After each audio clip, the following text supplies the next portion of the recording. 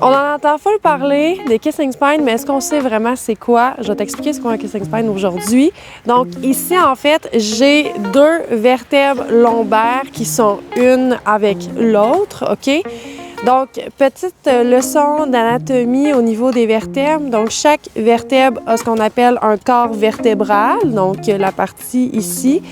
Ensuite, on a toujours le processus épineux sur le dessus et on a de chaque côté les processus transverses, OK, ici.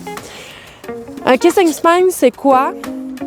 C'est lorsque les processus épineux de deux vertèbres vont se rapprocher, OK? Tu peux avoir un rapprochement, tu peux avoir qu'ils se touchent, tu peux avoir une fusion, OK? Il y a différents stades à un kissing spine. Mais ce qu'il faut savoir, c'est que les processus épineux ne sont pas faits pour se toucher. Donc, c'est excessivement douloureux. Donc, ici, super intéressant. Pourquoi j'ai deux vertèbres collées ensemble? Bien, elles se sont fusionnées, notamment par un kissing spine au niveau des processus épineux et aussi au niveau des processus transverses, ce qui est vraiment, vraiment pas normal. Donc, je commence par processus épineux. Si tu vois bien, OK, on voit que, bon, ben les deux se touchent, mais aussi que même elles se sont déformées pour justement essayer de pas vraiment se toucher, OK, parce que c'est pas normal, le corps essaie de se protéger. Donc ça, c'est super intéressant. Comme je t'ai mentionné, on a aussi au niveau des processus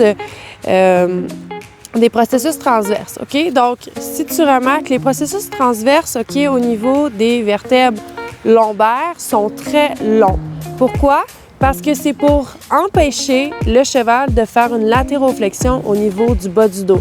Donc, quand on parle de latéroflexion, c'est d'aller comme ça, hein, de gauche ou à droite. Donc, le dos du cheval au niveau lombaire est très, très, très peu ou même pas mobile du tout, OK? Dans le cas ici, on voit vraiment qu'il y a une déformation dans les processus épineux. Ils ne sont pas droits.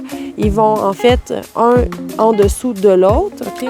On voit très bien là, comme ça ici là, que lui est plus haut que celui-là. Et on voit que ça l'a fusionné. OK? Il y a vraiment un remodelage osseux pour vraiment complètement éviter le frottement, le mouvement. Donc ça, c'est quelque chose qui est excessivement douloureux, qui est tout à fait anormal. Probablement même que c'était génétique ou congénital, dans le fond, que c'était de naissance chez le cheval à ce niveau-ci. Et c'est fort probablement la raison pour laquelle, bien, aujourd'hui, malheureusement, ce cheval-là, bien, il n'est plus en vie puis qu'on a sa colonne vertébrale dans nos mains. Donc voilà, en fait, ça ressemble à ça là, pour des kissing spines.